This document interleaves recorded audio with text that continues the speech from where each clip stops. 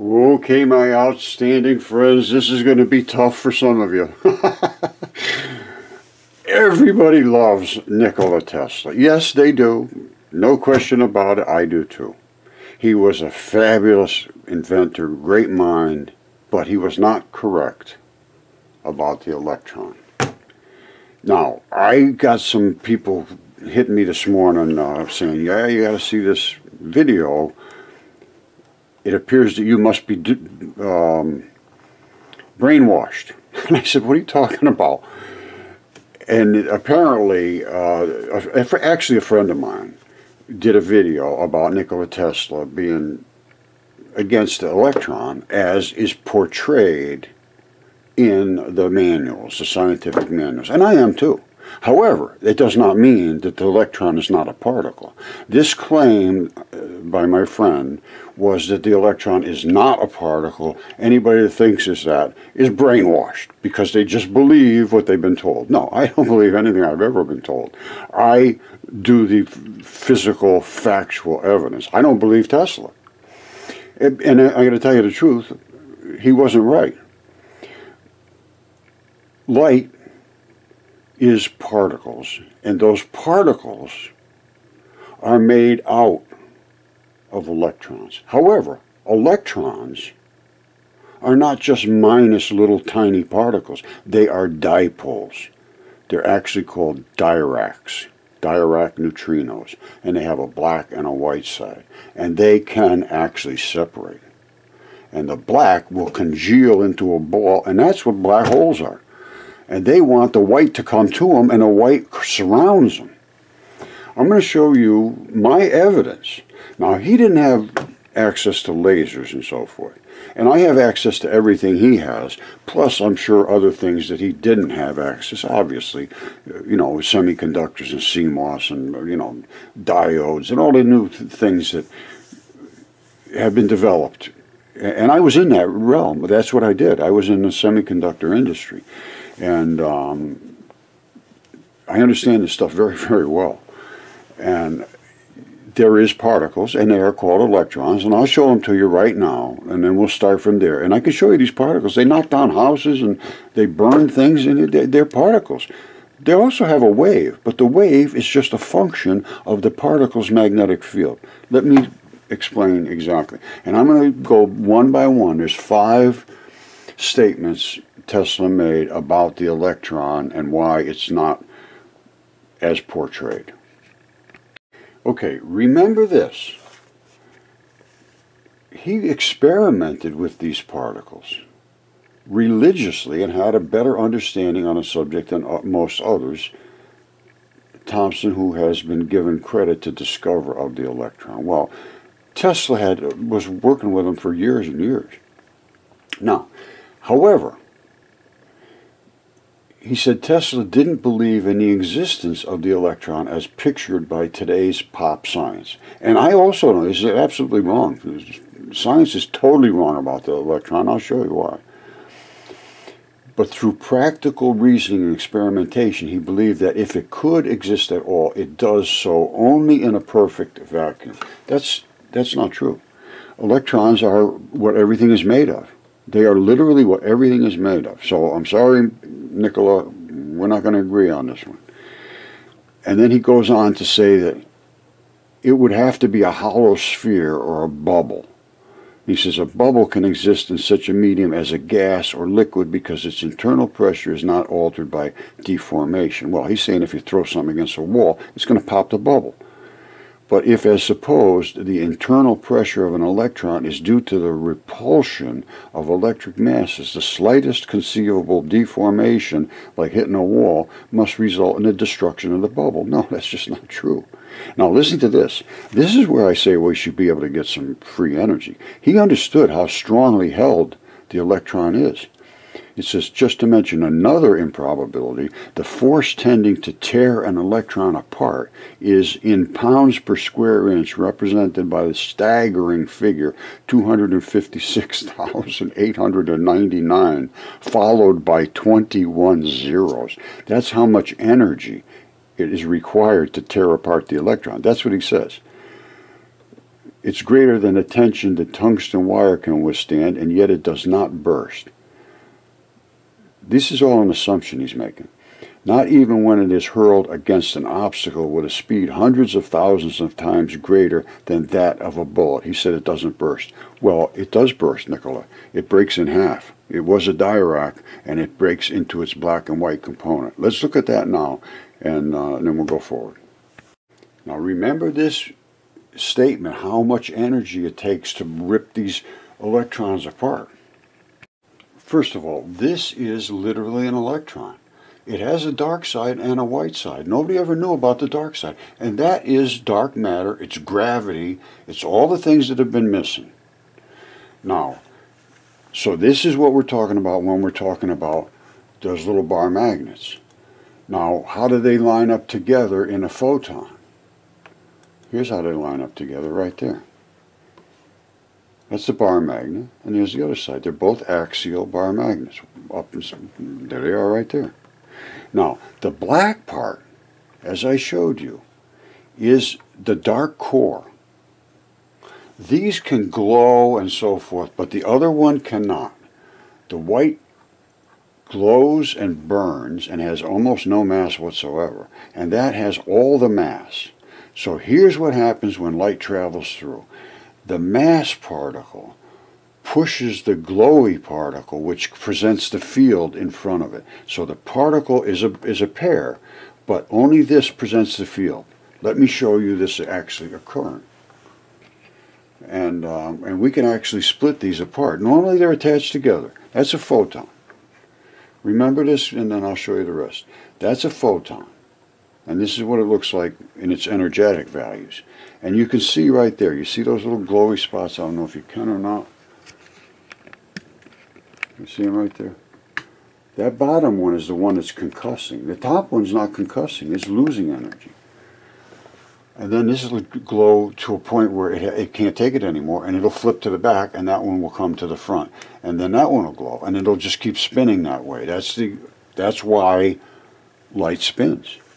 It's from glowing and flipping and glowing and flipping. And I can show you that too. I have all of this very, very fully and clearly shown in all of our experiments. This is actually pictures taken with smartphones, which this particular smartphone is a Galaxy S3, been years and years ago. 2014, I think they released it, 2013, something, maybe even 2012. And we've been using it. Well, Rod Warren did almost all of well, he did all of these pictures, and a couple other guys did some, but Rod did for 6 or 7 years. And it takes a long time to get it set up and get it right and get the Venturi correct and get the light going the right way. It's an arduous process, and he spent literally years doing this, and nobody would pay any attention. So he's gone dark. I can't find Rodney anymore. They threw me off of Facebook, and that's where I used to be able to work with Rodney, and I lost virtually everybody that I was working with. So Rod, if you're out there, if somebody knows Rodney Warren from Australia, I'd love to keep in contact with him. I know I sort of let him down. I couldn't get this thing seen anywhere, but, you know, and I appreciate all the work he did, but I'm still pushing it, Rod. I didn't forget you, brother, and I am never gonna, man. You showed my theory was correct, and I could have never proved this without the work that you did and all the effort that you expended, my friend, and I will never forget that. Now, I'm sure he's broken down the setup and all that, and it takes literally, I don't know how many hundreds of hours it took him to get it set up in a position where we could use it. Now that all this is done, we understand now, and I understand exactly how to do it, and it is very simple. It's understanding it and developing the process that took years. But this is it. It's as simple as this. The laser shoots out the dark particles along with the white particles, the same particles here. And when they hit the Venturi, only the white ones can squirt through. They're the ones that can get glowy and little big and little. The black ones are one size fits all. They cannot get through. This is ripping the electrons apart, exactly what Tesla said. And this energy should be off the charts. And I'm trying to get this seen. Rod, sooner or later, my friend, you'll be noticed for what you did, buddy. And It was amazing.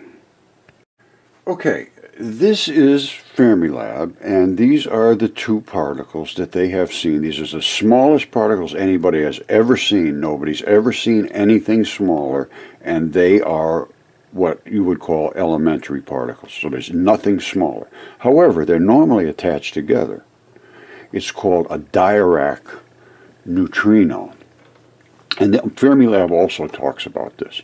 And they also talk about these particles being the quantum foam. Let's see, I have another Fermilab thing here. Oh, and they also say that the Standard Model is the most successful model ever. It is not. It fails miserably.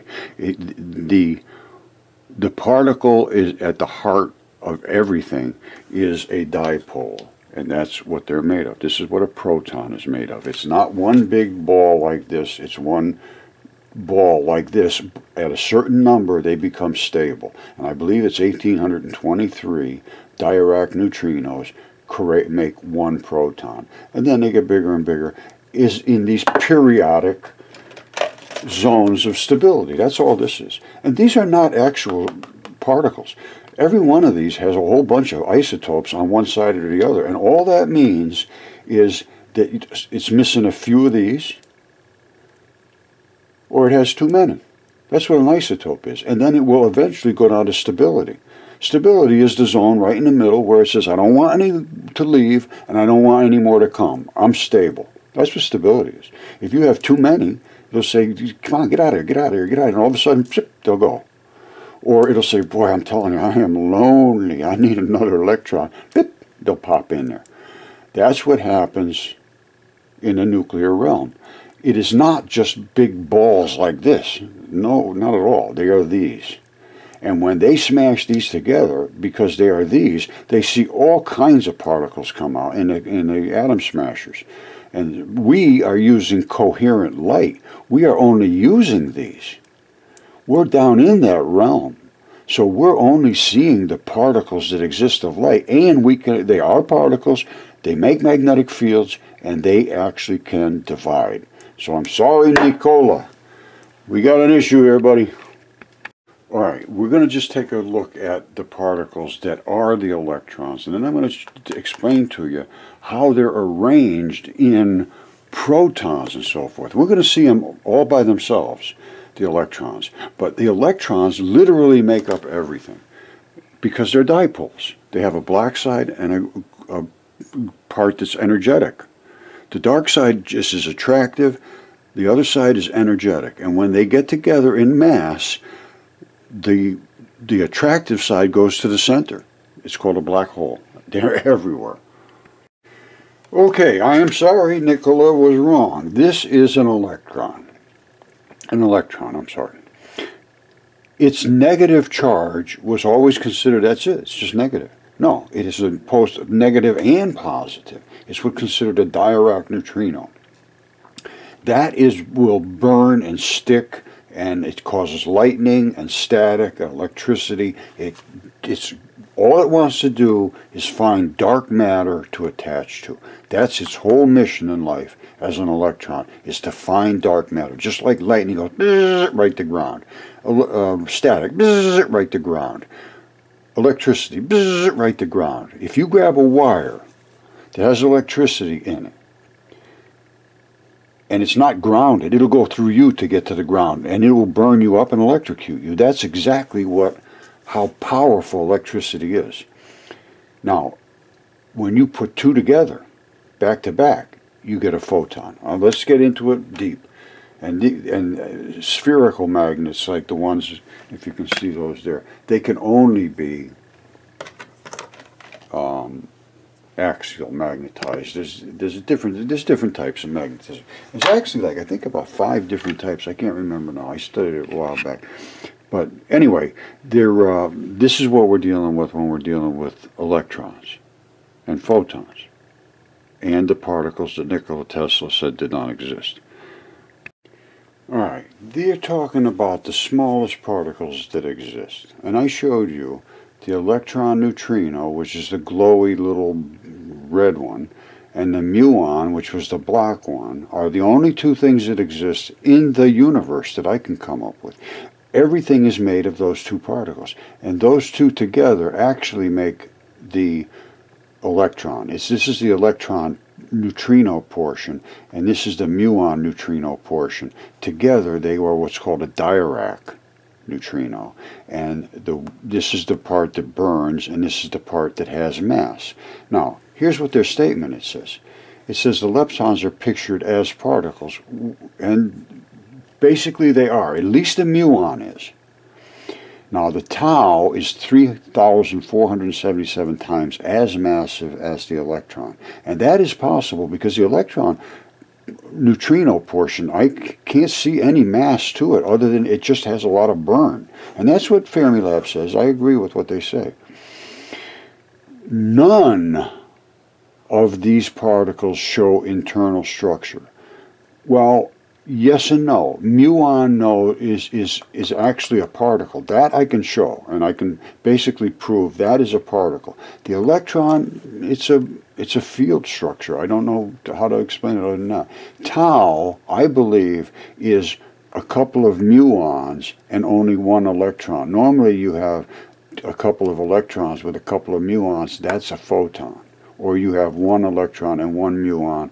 That's an electron, really an electron. But when you have a tau and it's very heavy, I think it has more muons because that's where all the weight is. Almost 100% of the weight is there. Less than 5% is in the electron neutrino portion. So this, and then it goes on from here to talk all about electron positrons and how long they last and their stabilities and so forth. And then the muons, we showed a muon. The muon is the black ball. And the tau, as I said, I think is a couple of blacks and a white. And they're talking about annihilation and positron pairs and the properties of all the leptons and how long they're stable for. Because they decay almost instantaneously. These the muon, sterile muon, decays like instantaneously, and the electron shower as well. So let's look at that right now. Okay, in order to understand lepton universality, we have to understand what a lepton is. Well, they are collectively these particles. Now, leptons and quarks are the basic building blocks of matter, they think. They are seen as the elementary particles, the most basic particles. There's 6 leptons in the present structure, the electron, muon, and tau particles, and their associated neutrinos. All right, so they have a neutrino that turns into these particles, electron, muon, and tau, or vice versa, however you want to look at it. The different varieties of the elementary particles are commonly called flavors.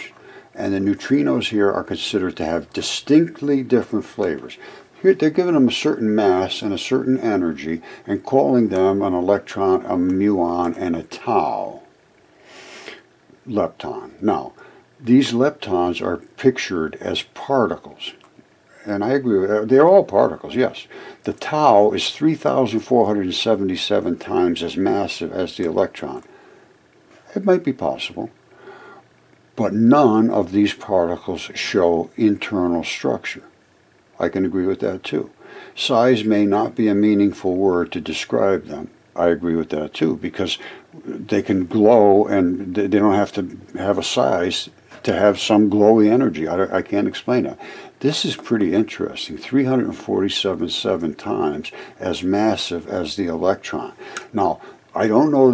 I don't think they understand what an electron is, and I don't think I understand what either all of these are, because they are nothing but different.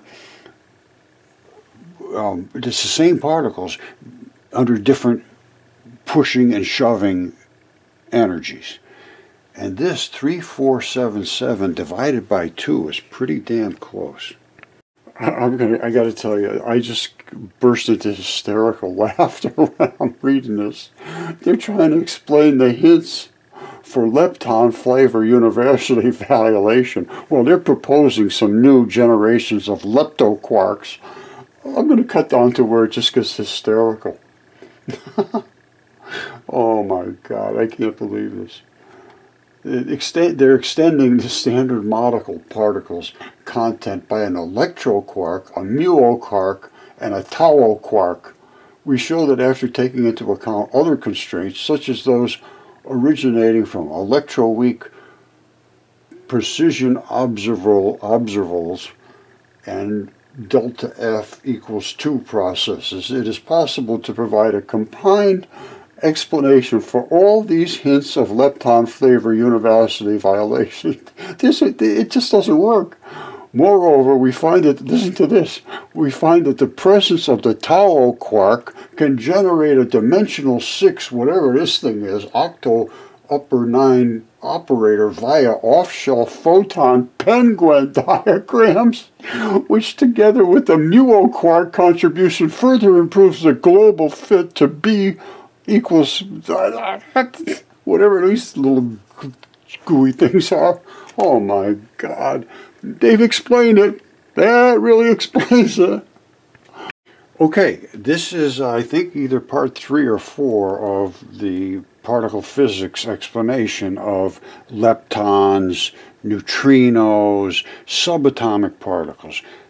And a proton is not a big ball like that with a few leptons. It is all dipoles, all like this. Every one of these together, and in 1823, it is what they consider a stable proton. At that point, it doesn't really, it's comfortable with that many particles all glued together at the same time. But each one of these is a dipole, meaning it's a bar magnet.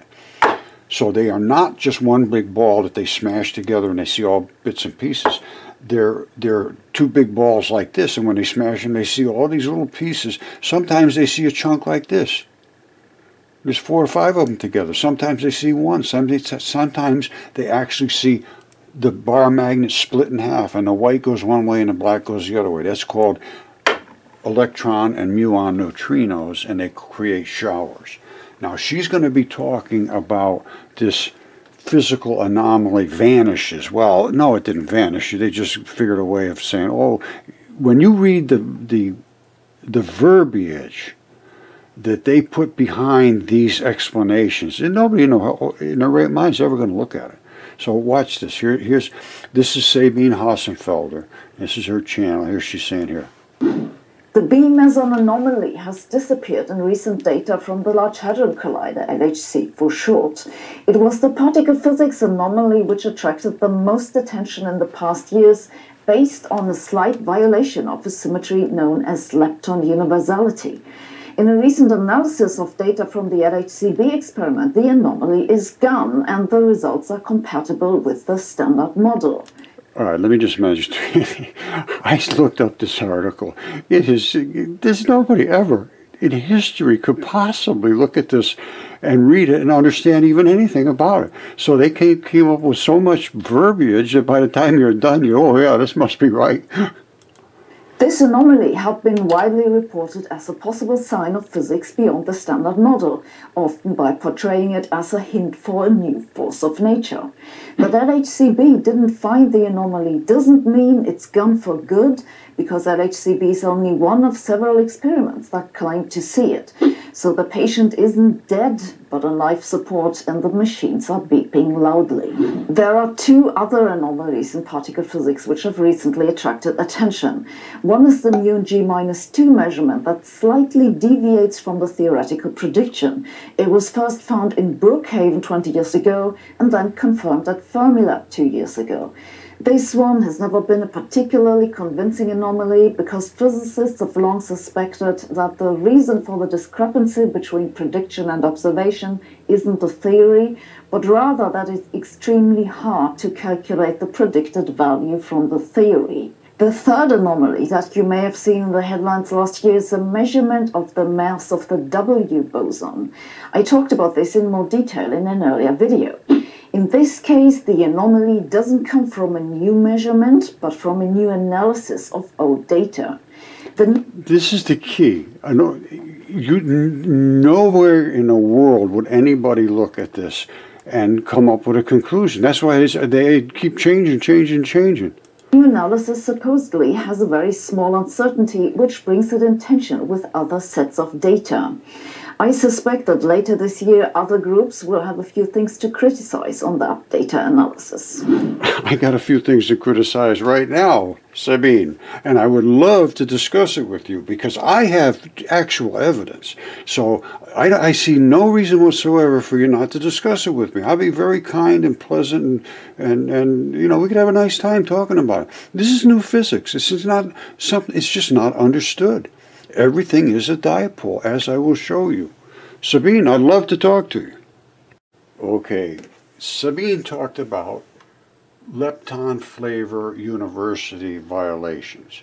Now, what does that mean? She didn't explain it. She just said, well, they did a whole bunch of calculations and now they figured out they were wrong, so now they're right.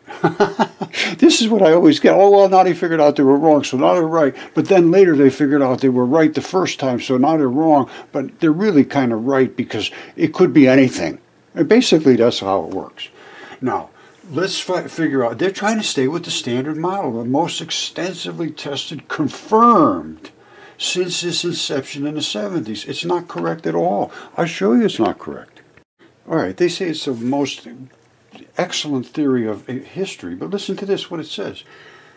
The discovery of the Higgs boson in 2012, the ultimate affirmation as the prevailing theory of particle physics. Nonetheless, it is widely accepted that the standard model cannot be the fundamental theory at all energies.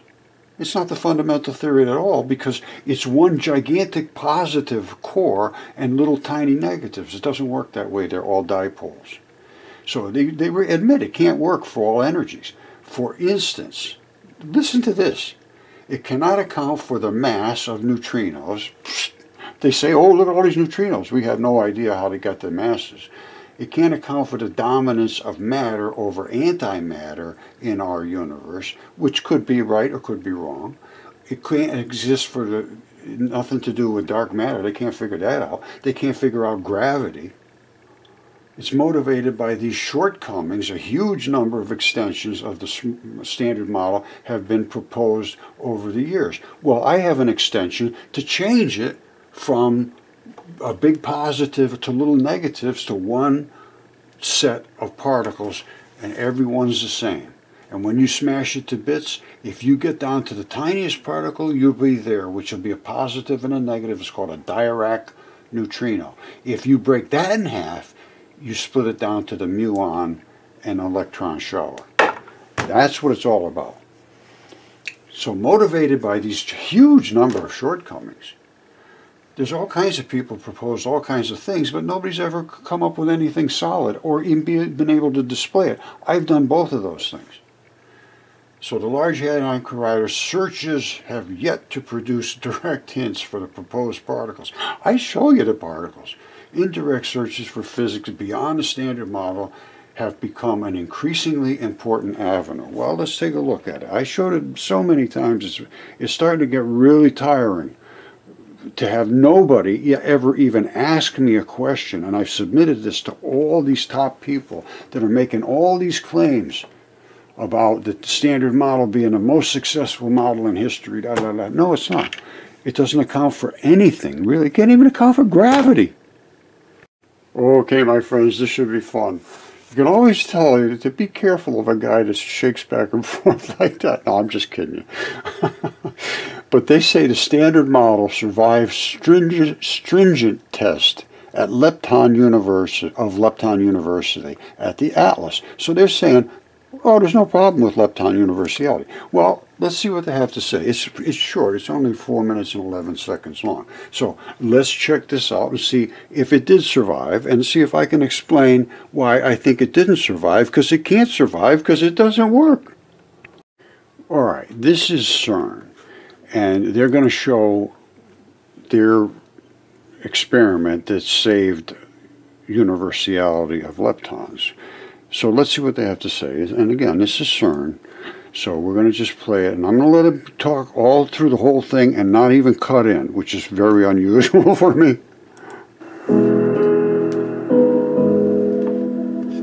Atlas is one of the large multi-purpose experiments at the Large Hadron Collider here at CERN. We've just performed a brand new, very precise measurement of something called lepton flavor universality. And leptons are a type of fundamental particle. You'll be most familiar with an electron, which is one of the components of atoms, for instance. There are other leptons, known as muons and tau leptons, which are exactly the same as the electron, but slightly heavier.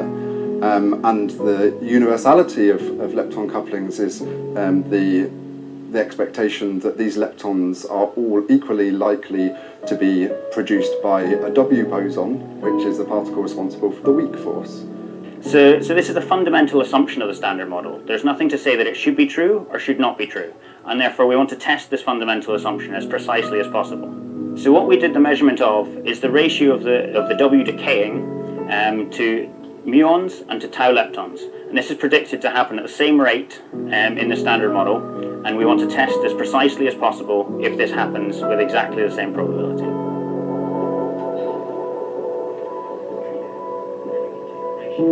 So one of the reasons for carrying out this measurement is that at the previous collider at CERN, the Large Electron-Positron Collider, which operated in the 1990s, they observed a discrepancy in this very same quantity.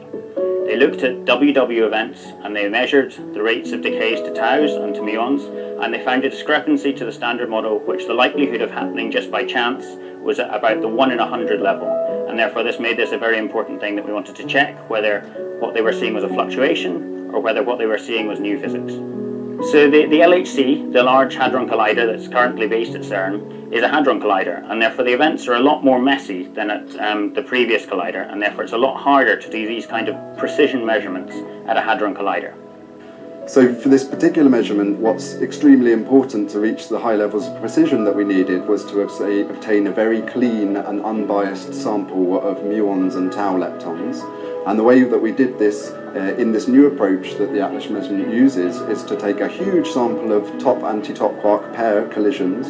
About 100 million of those were produced in the LHC in the dataset that we used, and use them, and within them look for the W bosons that then decay to the muons and tau leptons. So the way we go about doing this analysis is that muons produce a very distinctive signature in our detector.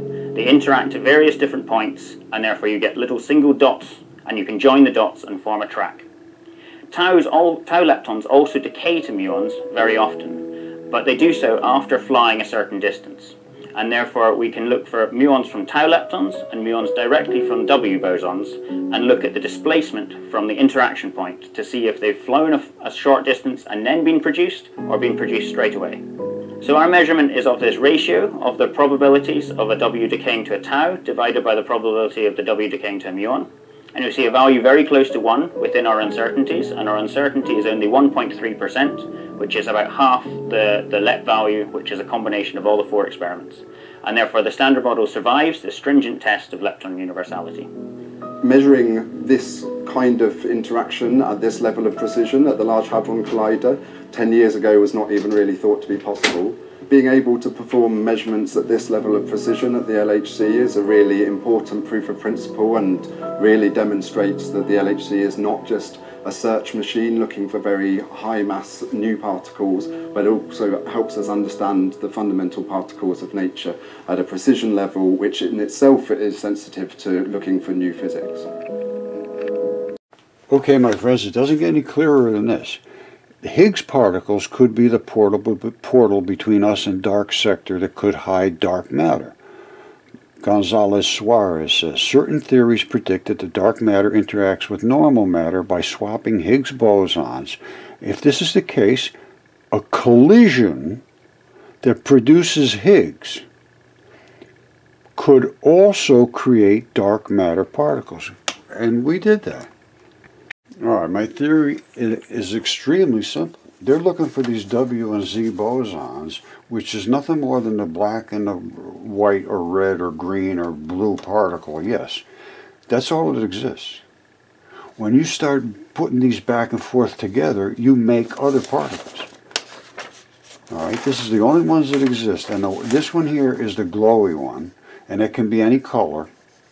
But the black is always black, it's always the same size, same weight, and it's heavy as hell.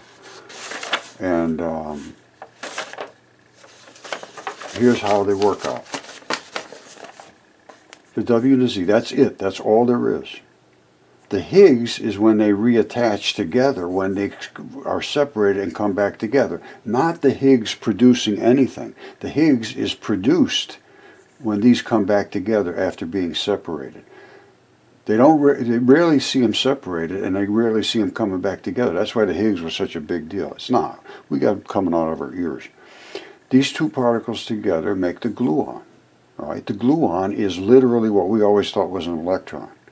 Now, that gluon, back to back, two of them make the the photon. So we started out with these two. We got these to make the gluon, which is an electron. We got this, which is a photon. Now, the tau, the muon, electron is the same as the gluon, so that cancels that out. Tau and the muon and these different ups and down flavors and so forth, they're all different impacts of these two particles. That's all it is. When they push together at certain points, they create certain energy levels. And I show that somewhere here. Hold on. Oh, here it is. I'm just working on this now, so it's a little... Well, hold on. Let me show you the actual pictures, because they back up exactly what I'm writing down here so that I can keep it recorded. Hold on. All right, remember this. The white particles have virtually no weight whatsoever. The black particles are extremely heavy. And you have two black particles attached to one white here. That is some form of a tau neutrino, and that would be extremely heavy as a particle. The two together and one white would be a very heavy particle compared to the 2 and 2. Well, when I say heavy, it would be...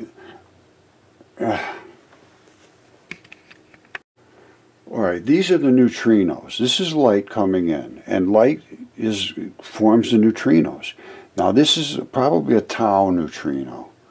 I'm not sure. But then you have the straight up and down ones. There's a different form of neutrino. And you have the photons. Now the reason these are showing up here and they're not like this or like this is because they're not directly in the path of the Venturi crusher. But look at what happens here. Look at these up and down lines. Just this is like not letting the white get back out. It's forcing it in, creating this big black line here that forces those particles to squirt through. That's what I'm seeing. And we're seeing all kinds of different neutrino flavors. They're all over the place. So this is why this universality didn't work. They're seeing them all over the place, and they say, that's not right. If you're saying this weighs this, this, and this, and then I'm seeing them all over here, it's not working. Well, that's why. And obviously, I hope you understand, every one of these is going to have a different energy value because it's being concussed in a different way. That's why these are like an Oreo cookie, and these are straight up and down, and then these are big, huge, long lines setting up patterns that end up forcing these to separate and squirt that white, completely just the white. I think that is as energetic as you can possibly get. Alright, these are the four things physicists still wonder about the Higgs boson. I think I've shown it pretty clearly what it is. They say the collision could produce dark matter particles. And it does. It separates the dark matter from the white matter, really, the energetic matter. The dark matter is gravity, and it's all of the mass almost.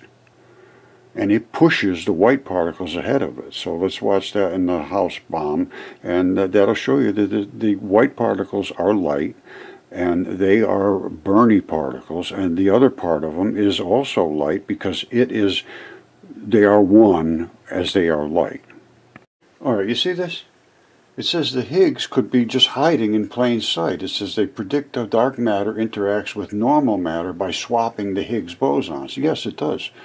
The collision could produce dark matter, and it does, and I'll show you that. You see this? They understand it. They just don't understand it.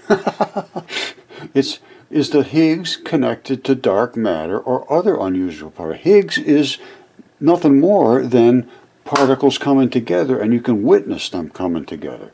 It says the Higgs boson helps explain where mass comes from. Many scientists think it should interact with dark matter. It's partially dark matter. The mysterious substance seems to be connected with everyday matter. It's everywhere. This got dark matter in it. Everything has dark matter in it because it's attached to the white matter, which is the electron, basically. And the dark matter just attaches to it. It's the other side of Dirac neutrino. So anyway, they say that you could create dark matter from these energetic interactions, and we did this. They know that, they see this, they just don't understand it. You see, they see any additional Higgs that we may discover would indicate that there must be new physics. And everybody knows there's new physics now. It's just that they just can't get off of the standard model. It does not work. Everything is a dipole. And that is right there exactly how molecules are formed. And even protons. A proton has a dark core, and it has all the little electrons, the glowy parts, trying to get away from each other. And they surround the dark core. And that was what a proton is. That's why nobody's ever seen a dark core. Nobody's ever seen it. It's dark matter. Can't get to it. This would be a ball of white particles surrounding it. Never going to see it. We saw it because we broke everything into little bitty pieces, and we could see the dark and the white parts attached. That's the difference. Okay, so once again, I'm sorry, Nikola was not right. The electrons have a mass, but they contain the dark matter. They are those Dirac neutrinos. I'm sure I showed it to you. I always finish this up with the atom central house explosion here. Now, watch this. This is from Atom Central. Very good people, atomcentral.com. And this is the bomb. Now, it's going off. What we are just seeing is the white particles and now the black particles. All right, you see that? Let's go back here and look at this in slow motion. All right, I'm going to come down here. And we're going to go playback 25%. Okay, here goes. I'm going to let it go. The first thing that's going to happen is the white particles hit. The house just burns up. There's no mass to them, but they are energetic as hell. Now comes the black, which is all the mass. And boom, away it goes. All right, so what does that prove? It proves there's two separate entities here. One of them burns and has no mass. One of them doesn't burn and has all the mass. And here they are right here. I'm going to explain to you precisely what an atomic bomb is and why we get this exact effect. This is an atomic bomb. Now, it's just so saturated with particles around the outside of the black core. And here's the black core. Nobody sees it. Nobody knows it's there because it's way inside. All right, well, this would be a cap that would be over all of this. It would all be totally surrounded by white particles. When that explodes, and it's so saturated, they want to leave anyway. They concuss it this way, and then it comes out, and all the white particles goes first, as we saw, and they hit the house, and then the black particles come after. Let's watch one more time, so you can't possibly miss this. It's impossible to miss. Watch. Just keep going. I'm not going to say a word.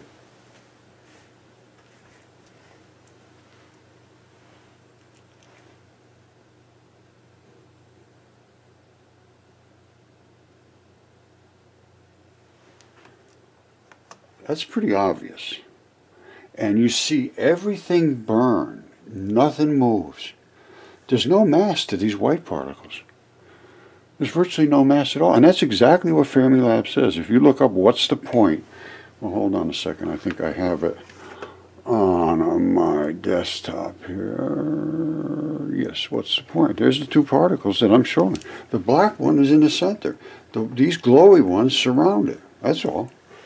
And when it explodes, all of these leave first because they're the outside. They're the crust. And that burns the house. They have no mass. Exactly what he says. Listen to this. This is Don Lincoln from Fermilab. They understand exactly what this is. Extended particles, the black ones, have a fixed size. There's just one big bowling ball. Point-like particles are mathematical abstractions with zero size. Now, I can't go with zero, but I can't say they have a size to them of any magnitude. But their zero-piece particles have extended effect due to the field surrounding them. Well, if something surrounds something, I would think there's something in the middle of it, but I don't know what is there. It's very, very small. It didn't move the house. It just burnt it. It's just like he says, exactly what they say here. I do not discount this whatsoever. I discount the fact that the standard model, that is no good. It does not work at all. The standard model is not successful because it doesn't account for these dipole particles. They see them, they just don't know what they see. Don sees them right here. You see this? He sees, that's the dipole. That is the one I'm telling you is the Dirac neutrino attached together. We split them when we did our Venturi effect. Now, I also agree with Fermilab about the quantum foam, which is this. It says empty space isn't empty. The space is not empty. It's loaded with this quantum foam, which is the light particles that I showed you. And they are the Diracs. See, this is again my friend Don Lincoln. Neutrinos, there's the Dirac. That's the things I'm showing you. They're attached together where we were able to break them apart. And they talk about neutrino oscillations. I show every single thing that they have seen. Everything.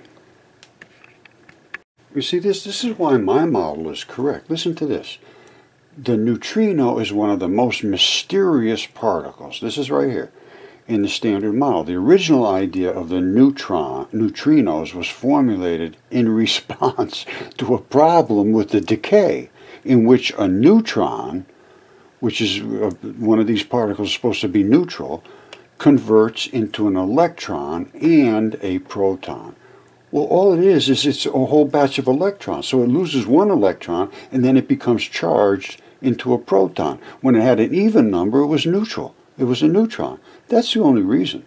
Then it says historically, historically, the electron in this kind of decay has been called a beta particle. The problem was that energy seemed to disappear in the reaction. No, it just gave off an electron.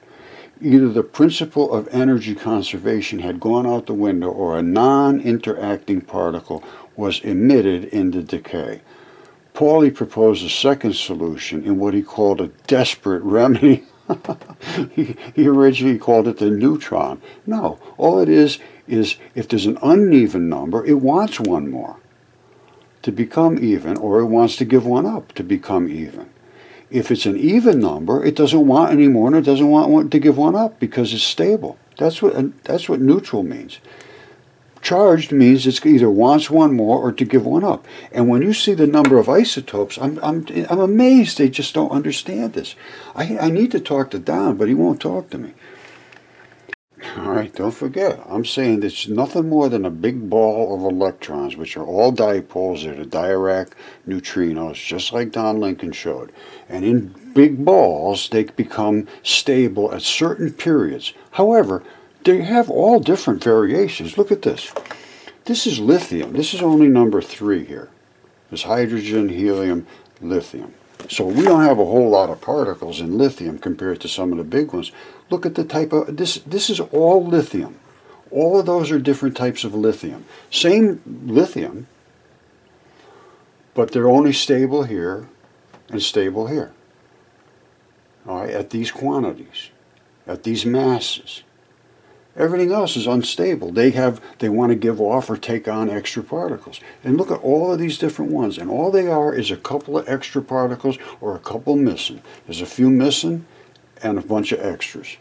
That's what that's why lithium is so powerful. It's got a ton of isotopic type of extra electrons that you can put into it. That's why lithium is very, very reactive. This is the smallest particle that exists of an atom, is a hydrogen. And there's all kinds of different hydrogens. There's protium, deuterium, tritium. Those are hydrogen 1, 2, and 3.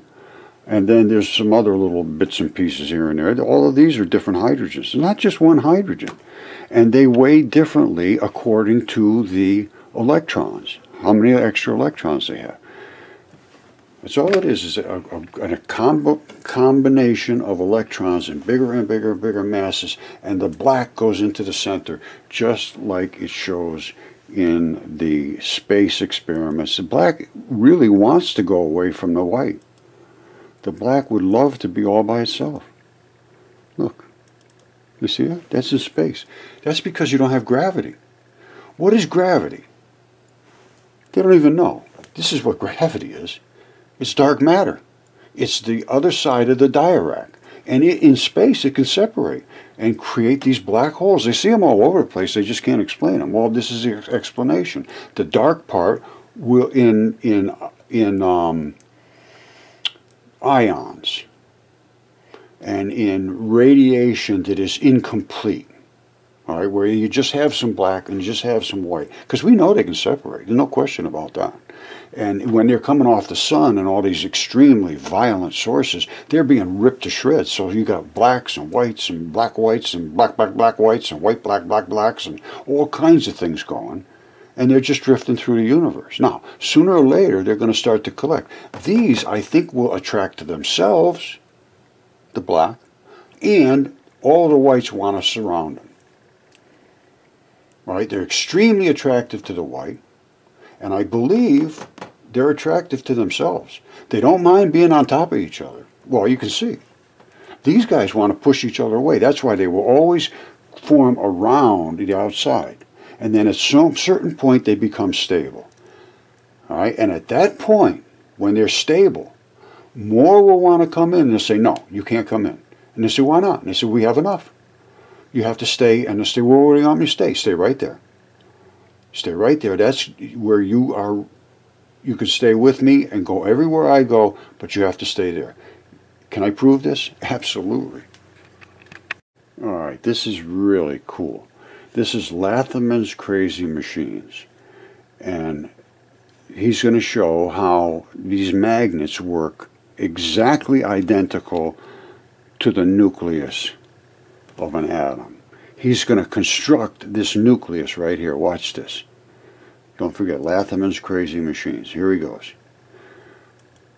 He's taking a brass ring and he's putting a core in the center, which is the positive core. So for us, that's the black core. All right? Can you see this? Yes, you can. That is the black core. Now, he's putting several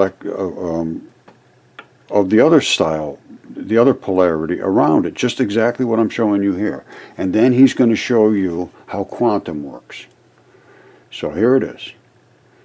Now, he's taking another particle with the opposite polarity. Boom, look at that. See that? It's exactly what I'm saying. These here surround that core.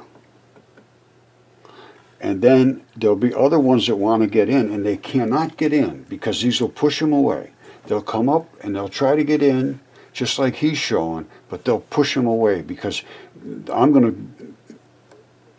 one there sucks it in. Now let's see if I turn it around, if it'll push it away.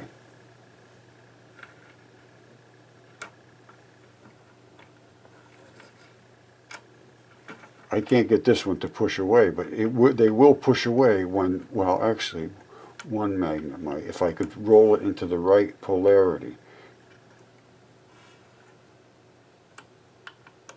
I could feel it pushing away, but it wants to attract, so it jumps in. But he's doing it perfectly, watch. He can move it, it'll stay right in between those two little loops of, what's going on here is that has a magnetic field around it. This one has a magnetic field around it. It's hugged in between the two magnetic fields. It wants to get as close as it can. So there's really a magnetic field here and one right here. And that one's right in between, and it's jiggling itself right in there, and it's going to stay exactly in that location. And then there'll be another one that'll go right in between these two.